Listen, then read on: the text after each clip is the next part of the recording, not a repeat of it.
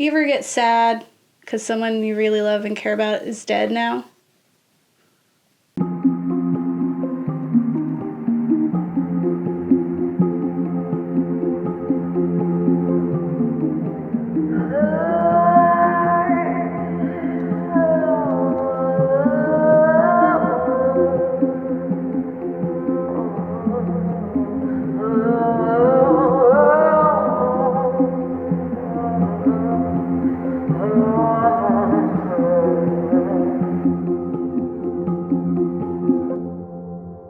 Hi, I'm Kat. And I'm Gabe. And we're The Ghouls Next Door. Talk about spooky stuff for 101 times. 102 times. 2 times. Today we're talking about, as part of our There's an App for That series, we're talking about, you ever get sad because someone you really love and care about is dead now? That's heavy, but yeah. Yeah, and you ever wish you could talk to them on the phone or through text message or in like a chat or video conferencing? Right now it feels like everyone's dead because we're isolated, so everyone's distant. But if like for real times and you just want to connect to them because they're gone now and it makes you really sad, well, there's an app for that. So. Or that's what we're going to talk about. The pros and cons of said app and what it means to grieve in the 21st century. Yeah. Is it ethically conscious? Mm-hmm. Is it good for you emotionally? I feel like it goes like with anything where it's don't do too much of a thing, good time. Yeah. Do too much of thing, bad time. Yeah. Because addiction and self-destructive behavior. Yes. You don't want to rely on it as the, like, only way of coping. Yeah. But it, like, should help, like, it could help as a stepping stone to being better, right? Like, and that's kind of, like, what I found and what we're going to kind of talk about is that we already kind of touched on a lot of this stuff because we covered grief and all kinds of way of like coping mechanisms and just like loss previously, because that's what you do in horror anyway, right? Yeah. There's a lot of loss. And so a lot of these like ideologies and understandings get like, you know, replicated in different mediums, and it like we're kind of seeing the same trends or like ideas come back up, which is like, you know, interesting. Well, yeah. I mean, who doesn't want to resurrect their loved ones through an app? Kat and I are going to get pretty real this episode. Yeah. Because we know what that means, and we know how it feels to want that on such an intense level. So be prepared for us to get real. But we'll also have fun because we watched some absurd things. Yeah, it was goofy. And, you know, like, you know, if you don't laugh, cry kind of thing. Yeah. So that's what we'll be doing today. We're gonna laugh and cry at the same time. It's fine. Woo! Facts. Yeah, facts. We tell you facts. All the facts. Alright, guys. So as we said, we're gonna talk about stuff that like we kind of touched on before. It has a fun name. We're having a euphemism time with you today because it's there's an app for that, but also it's like losing people you love is really sad. Yeah. And like emotional. Like, I almost cried while writing my script, and I was not expecting that, because I was like, what? In my brain. Done with this. Yeah, I was like, that was a long time. No? Alright. Going with the whole, there's an app for that thing. It's like, this is actually something that can happen. Through my internet searches, I found, like, some cool information that, like, can definitely help in the grieving process if used correctly. Mm-hmm. We see in one of the films we watch later that there's a just really out-of-pocket way that could be taken, where you're just suddenly using it as murder time. It was a whole weird situation. I don't know why. It's going to be a time. That's not what... I mean, there's no universals, but it's very unlikely that if you use a chat box, you're just going to start murdering people. Yeah. Yeah. Just feel like that's a good disclaimer. It's not that dangerous. But it could, like, help make you isolate yourself more or, like, put yourself in situations where grieving is a really emotional experience. Talking to people who you're used to talking to all the time and then suddenly not being able to do that is a really emotional thing. It's like the person who was your everyday is no longer there, and that's hard, and especially like when you're like big life events and stuff like that. Yeah. So you kind of yearn for that. And I know, especially when it's like unexpected too, like if it's someone who's young or like not, like if it's like an accident of some sort, like then it's like you couldn't even prepare in any way. Like it's just so abrupt. Like, oh, I get now this is life and I just have to do it. Yeah. And it's just like a really challenging thing to deal with for like in terms of Western society. It's like considered one of the like people don't know how to deal with death in America in general. Like no one wants to talk about it. Photos go in the attic, as we'll talk about later. Like, you know, like people really get uncomfortable around the idea of death, that mortality is a thing, or that like mortality is just something that happens and that it doesn't always get to mean something. Like, you know what I mean? Sometimes it just sucks. Sometimes life just sucks, and we gotta like cope with that. And that's something that's really uncomfortable for our society as a whole to like deal with. Like we don't know how to talk about it. Yeah. Because it's not something like we openly talk about. And well, it's like, you know, like in Mexico with Dia de la Muerte, it's like they have a whole day where they celebrate this idea that like their loved ones come back. Or they have like there's just like different like ways that culture can handle death in a way that like is a little less abrupt and like you're on your own now, instead of just like we remember, we love, or we you know, imagine that they're still around, we do these things. That's just like it's kind of detrimental to some Americans. Like we just see it as a whole ending of ever knowing that person. And it's just like so the idea is that like if there was an app, which they are working on and some already exist, that could replicate someone that you've lost, or like not replace them necessarily, even though, you know, that is what we titled the episode, but like, you know, recreating the idea of them or making it seem like they are not as visually gone as they currently seem. That it can have really positive effects, and it can also have like negative ones. So there are actually so we're millennials, right? We're the lucky ones in this scenario that I'm going to talk about, because we've spent a tiny little blip of our lives without technology, and then have been here at the birth of it. Yeah. So we've had it the longest, kind of. And we've like we watched this tiny little footprint turn into like every piece of the world is impacted by it in some way. Our whole life has been the exponential growth of technology. Yeah. Like we've just seen every stage of it. So I found this cool article on QZ.com called "The Possibility of Digital Interacting with Someone from Beyond the Grave is no longer the stuff of science fiction." No. So fun. And it was actually really interesting. So we're getting really close to creating an app that is basically a replication of somebody that we've lost, only using their like digital footprint. So specifically millennials, we could be guinea pigs for this. Hussein Rayana of Ryerson University at MIT Media Lab stated that 50 or 60 years from now, millennials will have reached a point in their lives where they each will have collected zettabytes of data, which is just like what is needed to create a digital version of ourselves. So like to put the essence of who we are, a zettabyte of that, or zettabytes, it's plural, of that into a augmented reality brain is something that will be possible within the next 50 or 60 years. It's like that show, what is it, Carbon? Yeah, Altered Carbon. Altered Carbon, where you just like you pop just up into different bodies. Yourself or whatever, like that's, we have enough of like a tech version of ourselves, enough data that we could do that. We started to develop like enough information that they could basically put our digital presence into a model brain and have them exist in Elysium, like just in this digital afterlife. Yeah. That we're kind of just waiting around. So if you think like the Black Mirror episodes that you've seen where they created basically a clone of the lady from her temple and put her in this egg, and it's like torture. Because she's real. Yeah. It's basically that, but in a computer.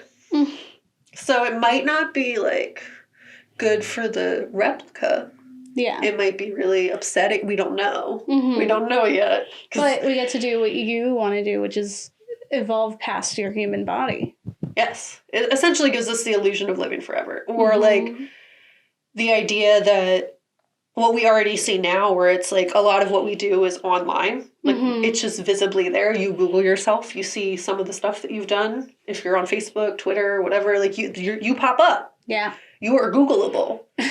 That's weird. I am Googled, therefore I am. And that's something that's like, because that is a thing that can happen, that the idea is that if we pull all that information, we put it in a brain, it's virtual you.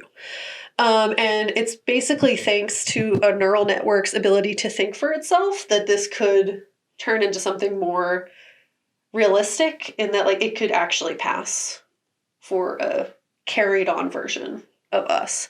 So essentially, they're going to take all that information and create new uses, but far away from now, so we don't gotta worry about it yet. But it's like augmented eternity. This thing would be aware, it would formulate new ideas, it's aware of cultural events that are happening in society because it's plugged into the cloud. And then it should react according to how you would react, right? Yep. Like it's acting as if you are the guidance. Yeah, so it's like shifting away from like the cute, you gotta teach the AI how to be an AI. Chappy.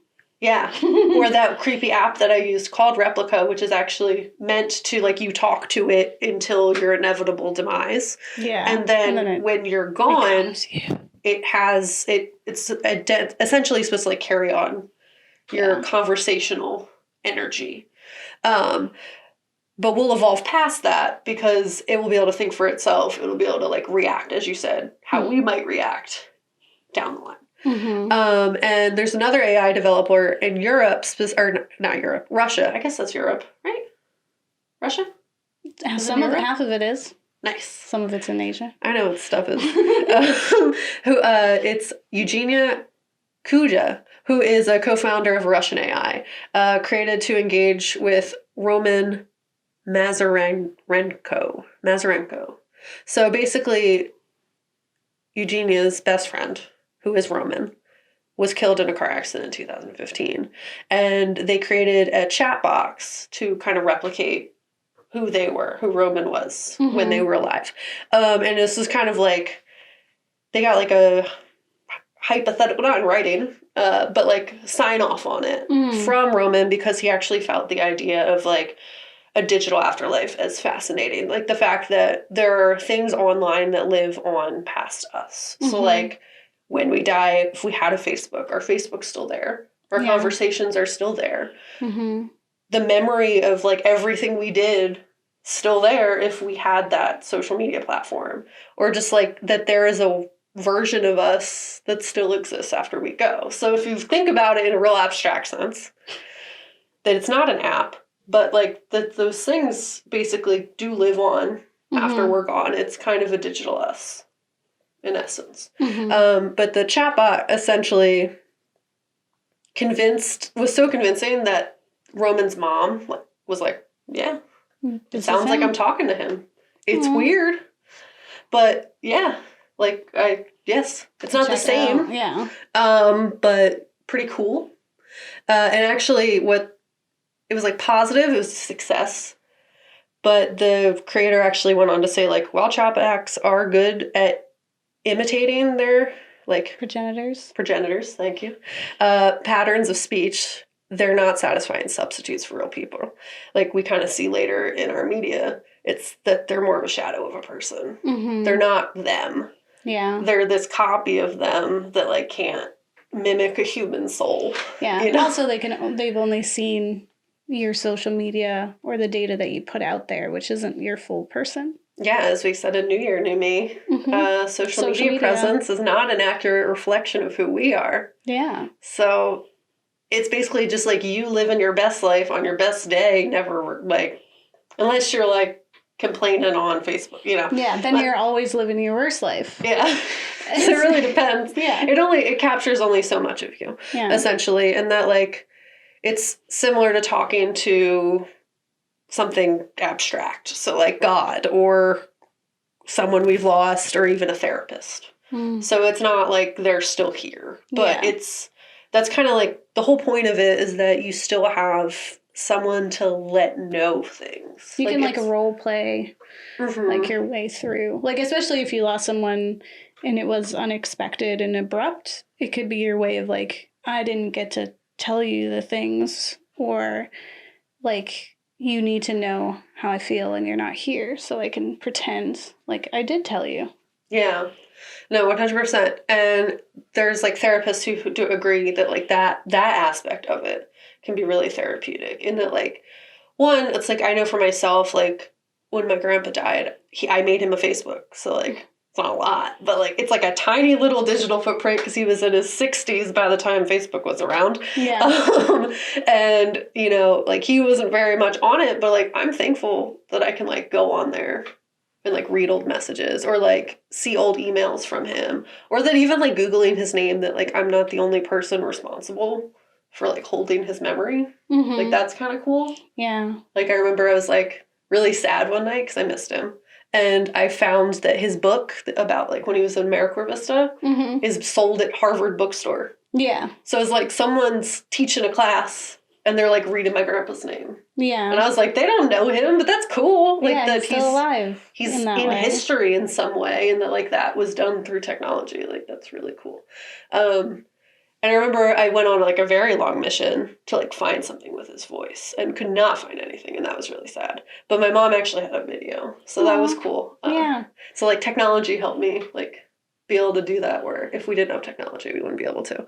But yeah, the idea is that like it helps you say things you haven't been able to say, or just like if that was the person you said your day to, that like on bad days or good days, like the person you would be like most excited to tell. Yeah. You can still kind of tell them because the idea is like you don't really want them to say anything back, but you want them to know. Like the idea is that something's listening, and that's where like a chat bot who's just like, well, yeah, that's cool, or like responds even like closely to how they would respond. Yeah, it's just kind of like comforting because it's like at least now you don't know if they know, but like something knows. Yeah.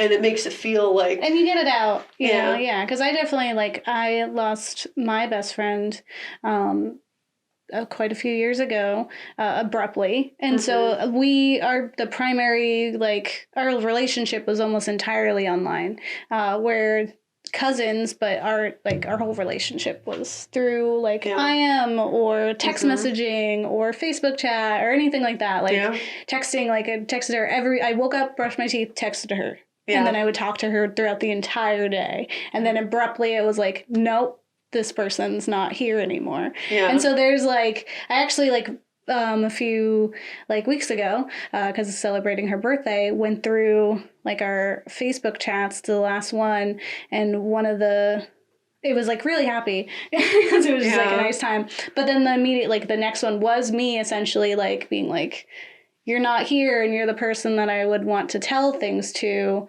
Yeah. And so I'm just going to do it. And so it's like me unloading. And then there's like a lot of texts from me, like even now where it's just like if something big is happening in my life, I'll just like pop on there and be like, hey, this is what's going on. I wish you could like, tell me how to react. And if there was like a bot that like, knew how she would talk and knew our relationship, I feel like even like I wouldn't take whatever this robot says seriously. Yeah. But it would still be nice to be like, yeah, she would say something like that. Like, even though I'm in my head, I'm like, I know this is how she would say it, like what she would say to me. Yeah. And having a Facebook is great too, because I still share to her page whenever I see something that reminds me of her. I just post over there, and her mom and her daughter get to see that too. So it's like we're all kind of working together to kind of remind each other who she was and keep her on our minds, which is our way of coping. And I could see how, something like putting someone in a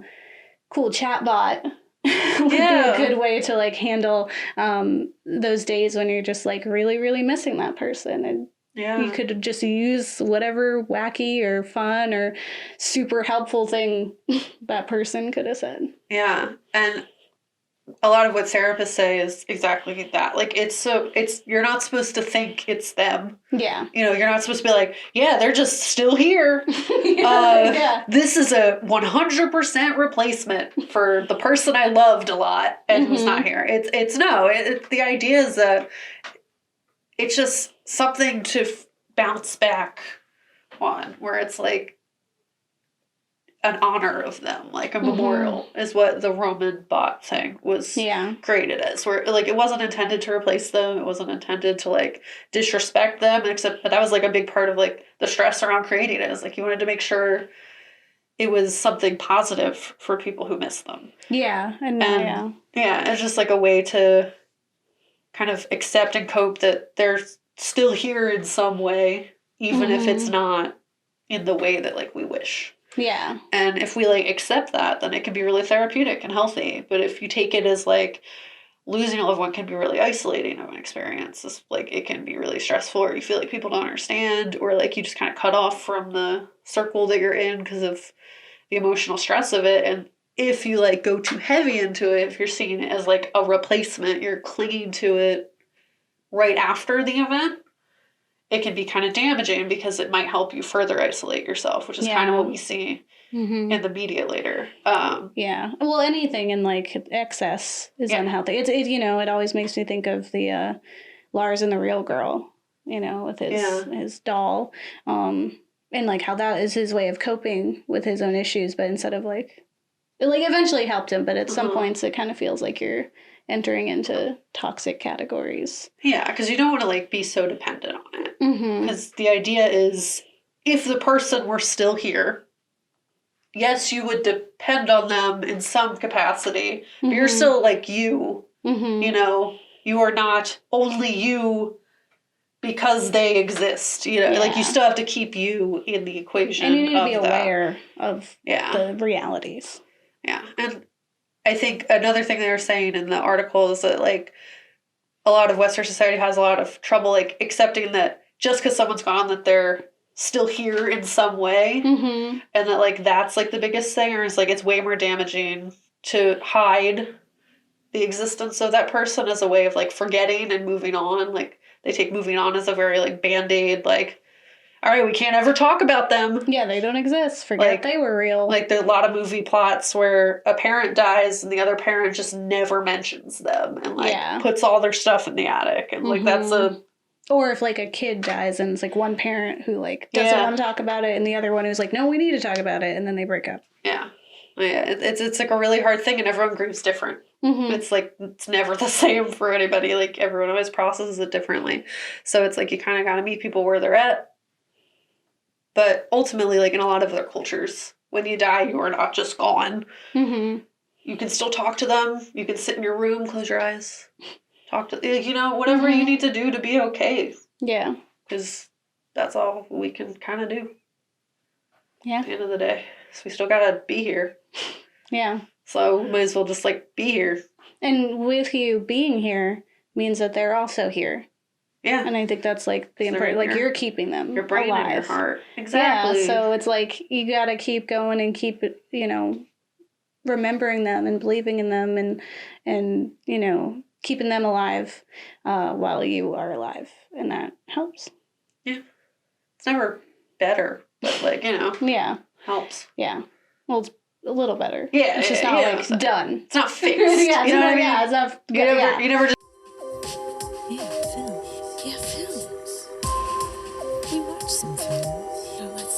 So we watched some stuff. Yeah, we did. As we were wont to do. We watched two things. I feel like, next week we're also going to watch a Black Mirror episode. Yep. So, and I mean, there's an app for that, just like kind of. Yeah, it's a whole technology. Yeah. It's scary or sci-fi, Yeah, your toaster's trying to kill you. Yeah, it's 100% Black Mirror every time. Yeah, every single time.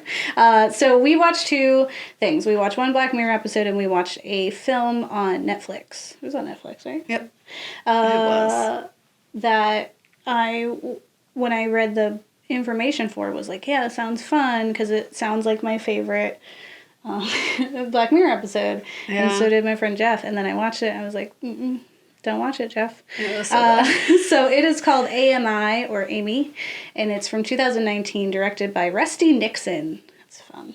right? It's fun. It's a fun name. A 17-year-old girl forms a codependent relationship with an artificial intelligence on her phone and goes on a murderous rampage. Yeah, fun fact. In our script, we had written, wow, what a terrible film. Under the last film for Bedeviled, I think I'm going to say. Yeah. No, Bedeviled, one of them was bad. Countdown was better. Yeah, whatever. Bedeviled was it's not bad. important. But I didn't erase it because I was like, wow, this is also a really Also a terrible terrible film. Yeah, and from 2019.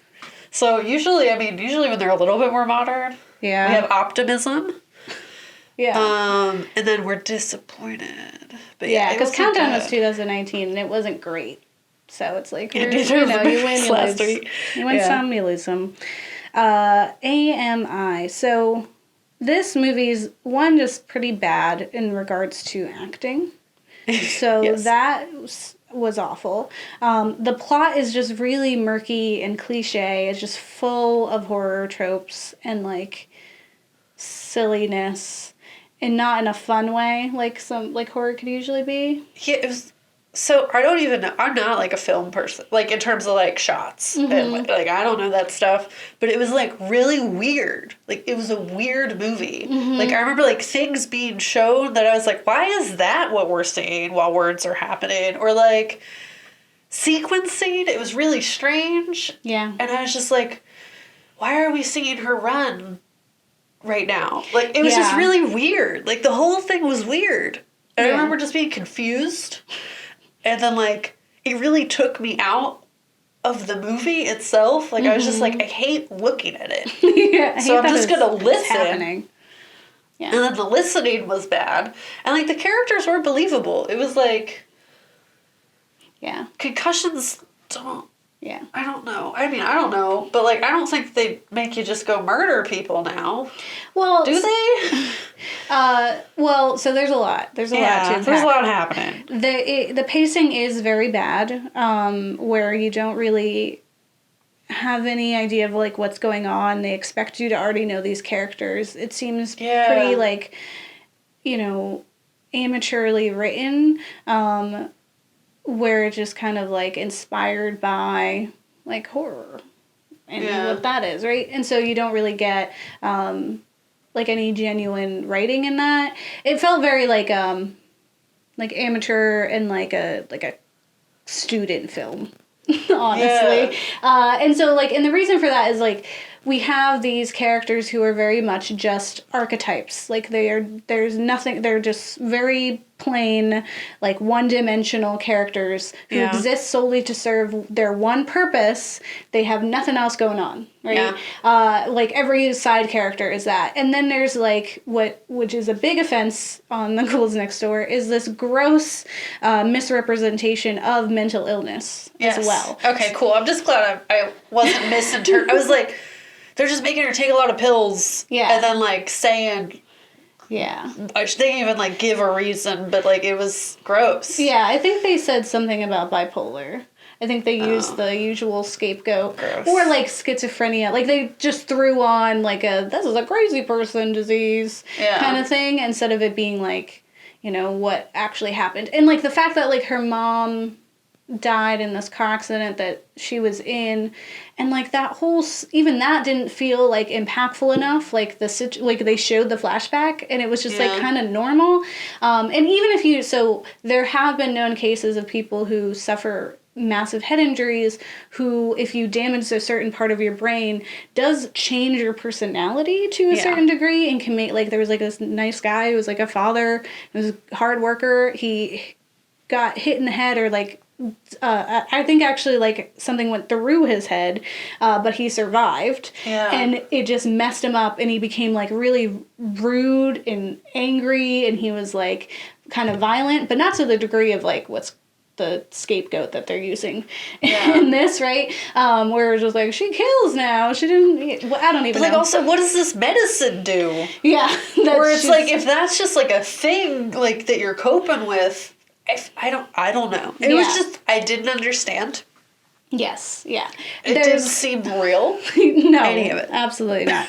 And there's like, there's like a friend, quotations, friend who apparently is like, I would, kind of dub a sex addict, I guess, in that she clearly has an addiction to sex as a way of having power, and that she, feels like her friend, has more power than her because she has money, and so she doesn't see that as being right or just, and so she tries to compensate with that by having sex with her friends' boyfriends and things like that, because it's a power move. And there's like really no like mature way that kind of condition is handled, because that's legit. That's a real, like, if you really were to work on this character and make them a person, there would, like, you could actually feel for them. And instead she was just like this nothing person who was just supposed to be seen as like a slut or skank, and then she made some mistakes and then and then she suffered for it for no good reason. You have another friend who is there just to check up on friends. She's just my one friend's awful. My other friend's also she's fine. Like, She's fine. And then I have to just see what awful thing the one's doing to the other one. Yeah. I am the jelly of the peanut butter. What is it? Saying? When you have you have three friends. I usually have like one friend. Because three friends, there's always one friend in the middle that holds them together. You know what I'm saying? I guess. Like your bread and but like you're the blandest ingredient of it. She's a bread. Yeah. I don't know. And like her dad is in it and he is doing a thing. Anyway, her whole thing is like her mom died in a car accident. Yeah. And then there's this artificial intelligence that works your phone and can do things like Siri and all of them. Mm-hmm. But you can change it to replicate vocally a person, or you can like kind of manage it and change it in that way, which was like cool. But there really isn't this concept of like, this is now your mom. There's like a moment where the device is like mother, and it like looks up like mother's role is to like, it was like really dumb. Like I was like, where did it get this information? Like there's so much, like if you Googled mother, you're gonna get a lot. Not just this one thing that this AI decided is what mothers mean.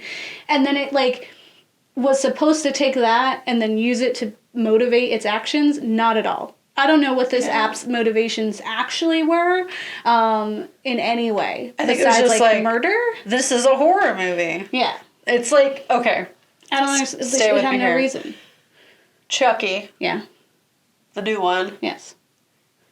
AI that through seeing different things associates what's okay with what's not okay. Yeah. So she sees her daughter, who's she's mom. She Googled what mom was. I was like, I need to protect and take care of this baby. Mm-hmm.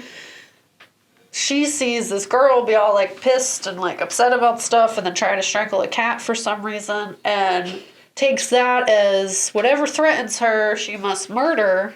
But she no, because she was like went straight to the outfit. Anyway, it was bad. That was weird, and it was definitely an unhealthy way to cope with losing someone. And clearly, this person didn't really take a lot of like mental illness or therapy into account when it came to this movie. It was just for like fun.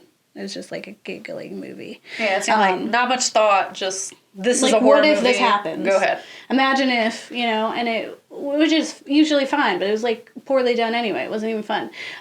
So there's just like there's a lot there that I was just like, like her murder, and then there was like a lot of like they're telling a story now, and she's a princess. And I was like, when did that, like... And usually weird lore is fun, but it was just like, it wasn't based on, like, there was one story that was actually based on, like, a fairy tale or something, and then later it was just this new story that isn't based on any type of fairy tale that they were just making up, that we were just supposed to, like, take. Like, we were just supposed to be like, oh, this is her fairy tale with her mom that maybe, like, they didn't tell me, but perhaps... she was told this growing up. Like, I don't know. You're just using princess, and then there's a castle, and then she has to do this. And it's all this, like, euphemism for her killing things. It was really stupid. Like, there was so much of this story that wasn't like had no context. And you're like, what? And how does she keep getting all of this stuff to like melt bodies and bury them? And Yeah, she knew a lot about murder, and like no one questioned it. yeah, she didn't. Yeah, It was her just poor a weird dad, time. I don't even know what he was doing. That emotional situation at the end, like where she was murdering him, and she was like, he's like, I know it's not you. That was like the 2 seconds of the movie where I was like, aw. Yeah, but up until then, he Yeah. was like trash dad. Like I didn't even know what. Like I didn't. What was he? He was like nothing. I don't know. Oh, none of the characters had any depth. Yeah. All I'm saying The is, boyfriend was just really loved sports. That was his only his dad life. was the coach, and he was mad, and he had to like cope with that. It was And weird. he just, everything that came out of his mouth was sports. Like he had to just like vomit sports words. yeah. That's all he did. That was his whole existence, which is weird. I've never in my life. He was just like a athletes do other stereotypical things. like movie job. It was like worse than that. 'Cause Popular even boy. they know other things. Yeah. He knew nothing else. It was weird. was a bad so that was movie. bad. It was a bad movie is what I was trying to say. So moving on to something that is good. It's way better. It's way better. So Yeah. we watched Black Mirror, and this is actually Gabe's favorite episode of Black Mirror. So it's called "Be Right Back," season 2, episode 1. Director Owen Harris. And is after learning about a new service that lets people stay in touch with the deceased, a lonely, grieving Martha reconnects with her late lover. There it is. Whew.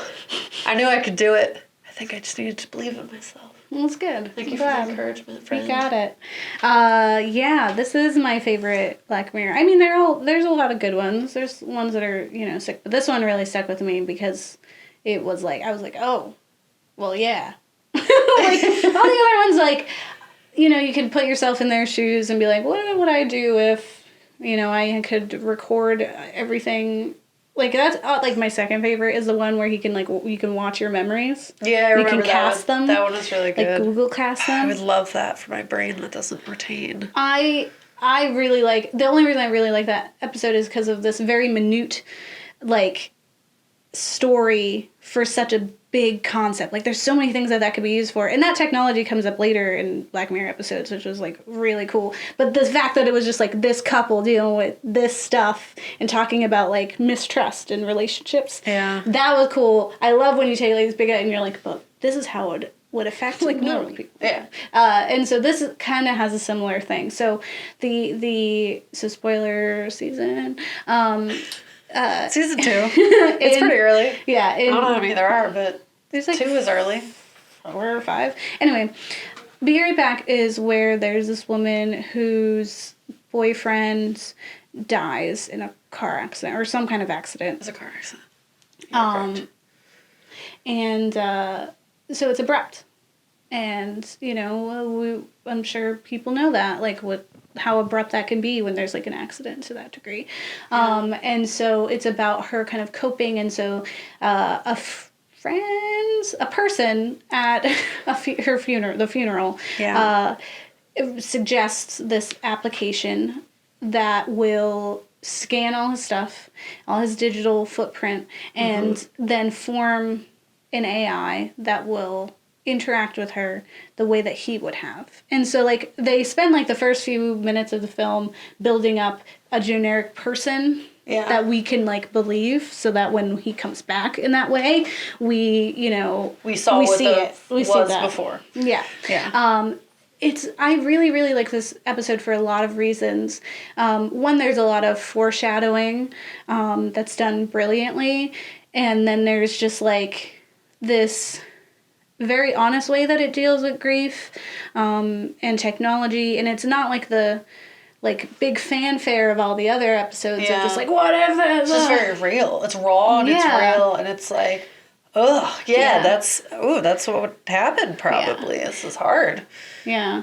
And there's a lot of really great themes in it. So one of the big ones that Kat mentioned previously was this idea of kind of stowing away and compartmentalizing your grief and that pain and, like, shutting it away and I don't see it anymore kind of deal, which is, like, foreshadowed in the beginning because they're at his house that he had grown up in, and he talks about how like when his brother died accidentally, and then later when his dad died, his mother would just take all their photos and put them in the attic. Yeah. And then you just couldn't talk about them anymore. And you had to pretend like like those people didn't exist and they weren't a part of your life, and you just had to, like, that's how she was coping, right? Yeah. And, you know, she, like, Martha makes, like, a joke kind of about it, but then, spoilers, in the end, like, with the result of this AI technology, he is a physical manifestation of him that she keeps in the attic, like, literally.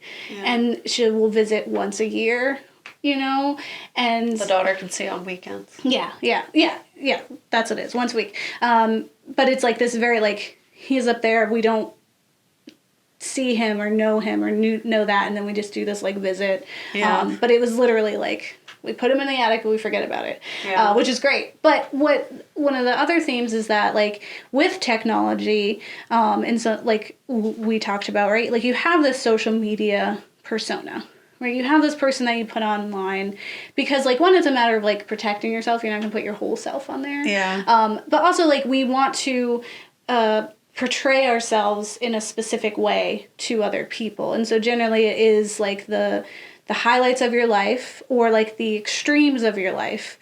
And you don't get those, like, minute, spontaneous, like, authentic human traits on the internet. Yeah. Like, quite the same way. So, like, there are little things that this device and this, like, AI robot guy cannot do or cannot understand because it never existed on the internet. So there's, like, the physical thing is, like, he's missing a mole, like, on his body. Because, like, he never was, right? And the other one was that in the beginning, they're driving and they're listening to this song, and he's like, I love this song. And she's like, you love the song? Like, you would never love the song. This isn't a song you like. Yeah. Like, I've never heard you listen to the song or something like that. You would think it's cheesy, right? And she's, like, going off of just, like, what your initial reaction to that guy would be, or, like, your, you know, interpretation. And then he's singing the song, and he's, you know, singing it to her and being absurd and playing with it. And then later, when she has this fake version of him, the song is on. And she, like turns it up, and he's just like, the song is cheesy. Like, he reacted the way she said he would have had if he was just this, like, social media person. So it's, like, these little things where it's just like, oh my god, that's exactly it, right? Yeah. Because you are really only, you know, that. But I think, you know, there's the scene where she finally gives in and she's, like, messaging him. And the big thing is that she's pregnant. You know, and it's such a big thing. And it's like you said, there are certain people that when something happens in your life or something, like, you know, that the first person that you think of is like this person where you're like, I have to tell this person because they know me. They know my everything. Like, they'll be able to tell me what to do, you know, because I can't, right? And, you know, there's the book The Fault in Our Stars by John Green, which I made the mistake of reading right after my best friend had died. So it was a very bad mix of things. I cried. Like, I don't even know, like, I haven't picked up the book since, and I don't know if it really is as sad as it was for me, but it was, like, devastating. Like, I died.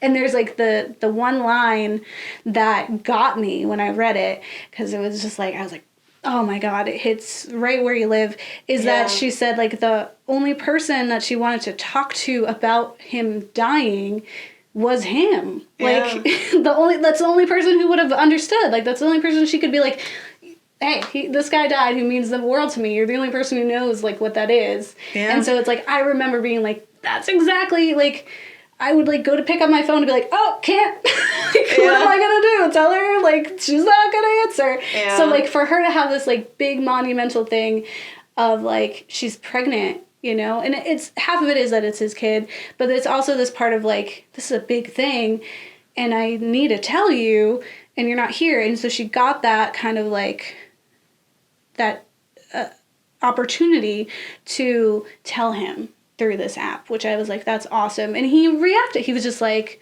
wow. Like, you know, like, and he reacted, like, so authentically to that because it was, like, you know, and who like, knows? Read his text and email. Like, the whole thing is she submits all of his stuff. So, like, it is social media presence, but it's also, you have the option Once you're like, oh yeah, You're in okay, it. I need this. You could give like texts, emails, Yeah, videos. because then they can replicate your voice. Yeah. And then eventually his whole body in this weird tech world.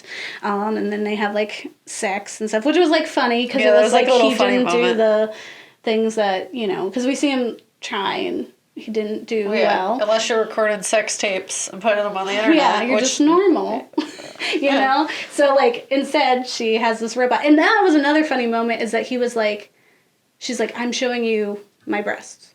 And he's just like, I don't have anything in my database that tells me how I'm supposed to act or react to you sexually. Like, I don't know how to be. Like, we didn't, like, put that all out on Facebook for my parent to see. I don't know how I act when I see breasts. Yeah. And so she was like, oh. And then, you know, it turned out he could just, like, turn it on or whatever. But there wasn't that, like, you know, because that's, like, kind of fun is those, like, weird things that happen. You, like, fall off or, like, something, like, you hit somebody, like, oh, sorry, smacked you in the head. Like, those little things that, like, no one else is going to see. Those are only going to be in your head.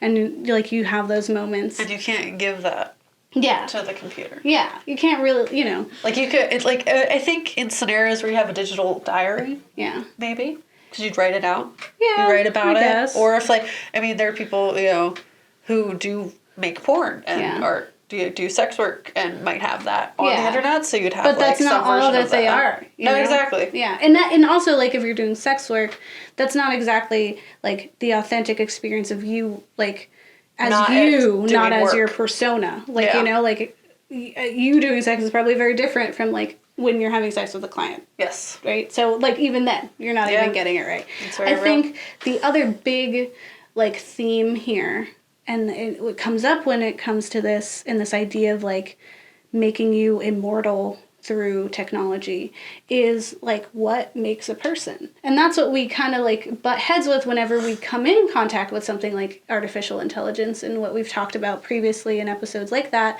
like with clones and artificial intelligence and all of that, is, like, what makes a person. And if it is just your memories and what you kind of put out there, then these things are people. Right?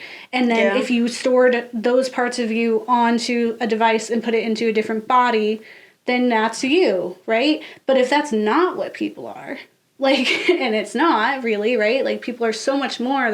It's their, you know, and we've discussed it before, it's the spontaneity. It's like the parts that we can't predict, the parts that we can't write down, the parts that only certain people can see, and like the surprises, right? And so, like, that's not going to be on the internet, and it's not going to be reliable for certain content. So I feel like in that way, even if you could, like, take our digital part, because, like, you know, my best friend, our relationship was online, but there was parts of it, like, that when we were in person, that I still think, like, as much as she was, like, her whole life on the internet, right? Like, there's parts of, like, her family and her daughter and all of that would never make it. Or just, like we didn't really have a lot of video chats or calls because it was all text. So they would miss, like, her ridiculously giggly laugh. Like, it was super high-pitched. Like, or the fact that she was, like, ticklish literally everywhere. Like, I wouldn't know unless I was like, also, like, you couldn't touch her elbow, she would die. Like, you know? So there's, like, all these little things that just make a person that even if we could take, you know, the essence of you and put you in a robot and let you live forever, you really are just, like, you know, playing the role of yourself. Yeah. And you yourself are, in a way, gone. And so we could really, it's only temporary, and that's what she used them for. Yeah. She did it. She got to say what she wanted to say. She got to live out this thing of, like, here you are, and she had to face it and remember, like, but you're not him. Yeah. You can never be him, and now I have to, like, let you go. Yeah. And so she was able to do that with that, which is, like, what it should be used for. It shouldn't be used for, like, now this is my person, which is, like, what A.M.I did. Like, in the A.M.I film, that was her mother. You couldn't tell her otherwise. She had, like, a mental breakdown when she almost got deleted. And then she ended up, like, replicating everybody to the point where she, crazy ending, spoilers, replicated not an unexisting baby that is now a phone. Absurd film. Yeah. But it's, like, that's the unhealthy way to do it. It's, like, you're like, this is that person now. And it's, like, huh? how much did you really love your mom? Because if you just think she's just that, like, that's kind of sad. Yeah. Versus, like, her being like, okay, thank you for your service. Yeah, and it kind of, I feel like the one thing that was kind of real, the only thing I'll give that film, other than the 1 second moment where the dad said, like, nice things in reference to, like, how you should react to somebody with a situation going on that's acting outside of themselves. Yeah. Is that, like, the idea that they were talking, in the article that I read, it was, like, that if once you lose the app, if you've, like, created that app is that person, you lose them again. You re-lose them. Like, the sensation and the emotion behind it is just as real. Like, you are losing that person twice. Yeah. And that's an extremely emotionally damaging and stressful situation.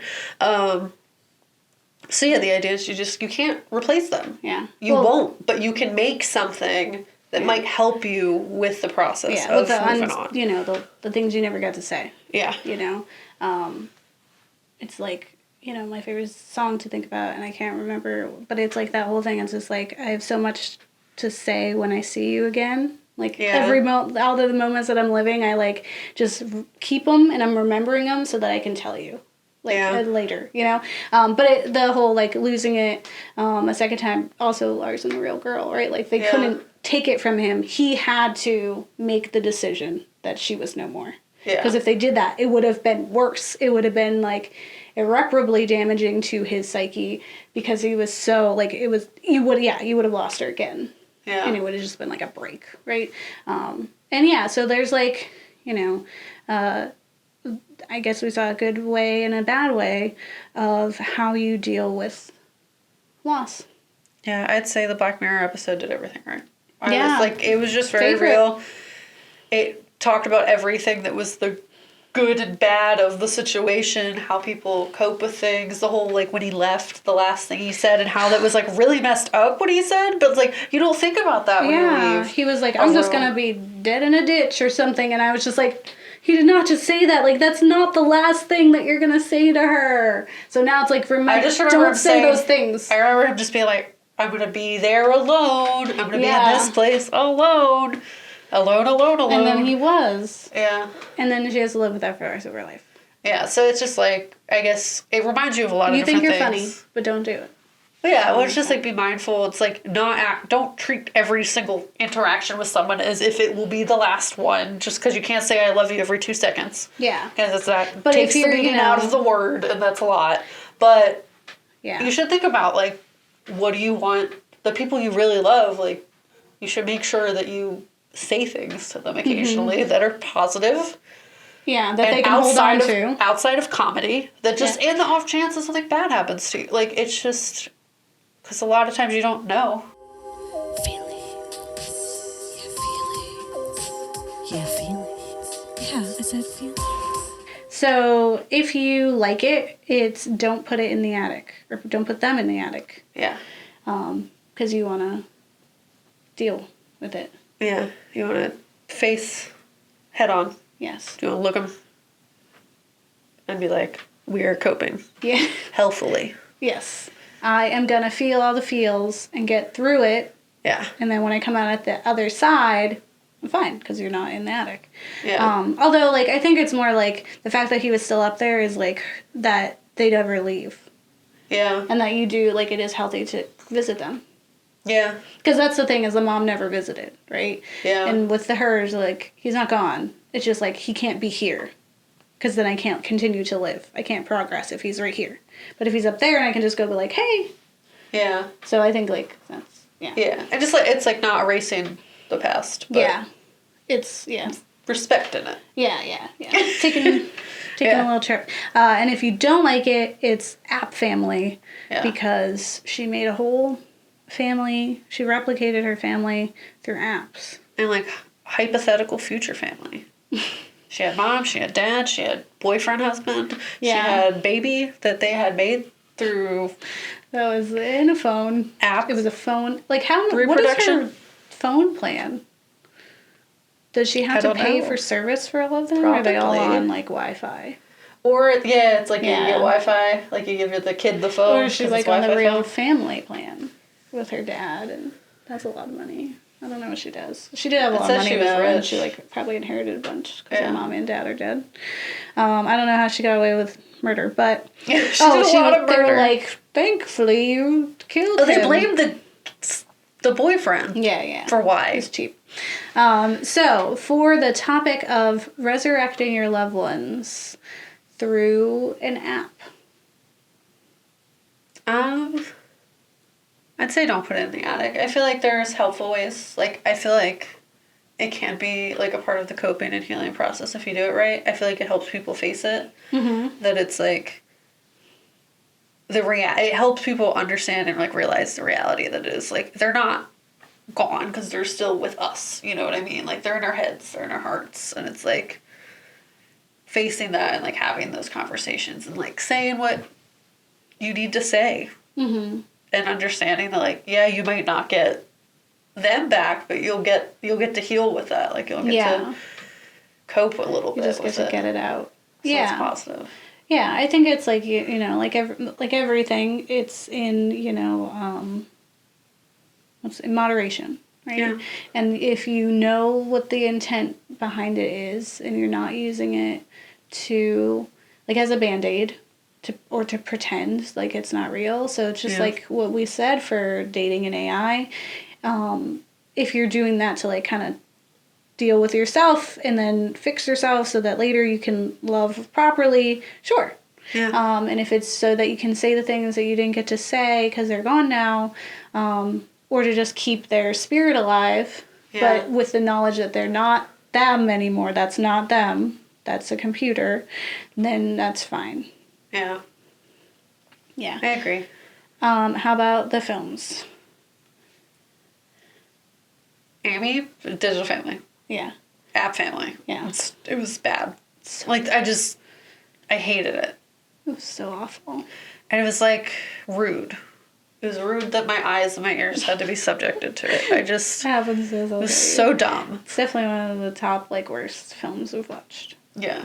Like, I feel like Contracted is still worse, but I was just like, ugh, why? Like, I was disappointed. I didn't think it was going to be, like, the best thing ever, but I didn't think it was going to be that bad. Yeah. You know? Yeah.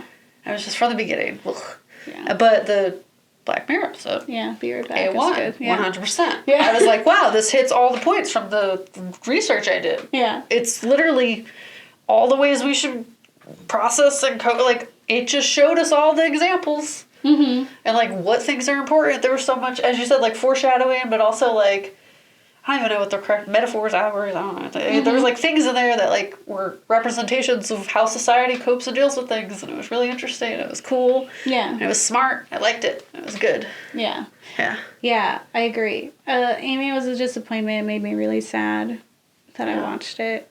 A.M.I was just bad. It really made me sad. It wasn't, like, high tension, like, bad in that, like, it it really, really took mental illness wrong, you know? Yeah. But it was still like, what are you doing? What are you doing?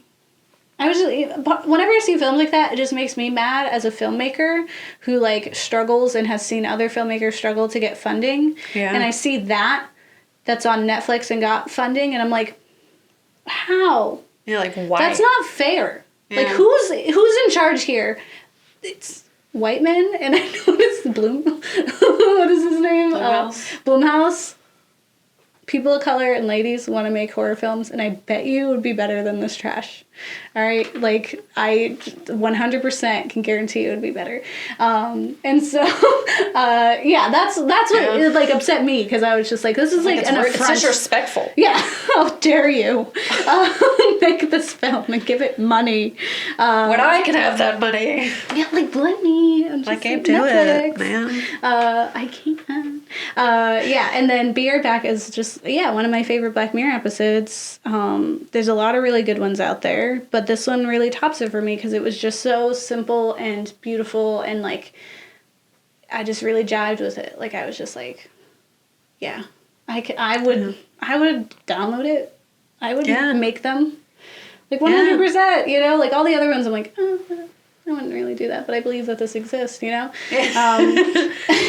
But that one, I was like, Yeah, I'm not gonna argue with that. I don't think I want like the physical manifestation, but I'd be about like it calling hearing you. the voice. Yeah. Yeah. So It would yeah. mess me up, but Yeah. I would like it. But yeah, you could do it, Yeah. And you can definitely, it seems like it could be an addictive thing as well. Oh, 100%. I could see that happening. Yeah. Yeah. But yeah, so we have one more in our There's an App for That series. And so it will be next week, and then after that we'll see what we're doing. Yeah. We'll figure it out. You'll be here for it. We'll be there. Yeah. So remember, don't get married. They'll eat your kids. Okay, bye. Bye. Or you make a phone baby. Yeah, phone baby.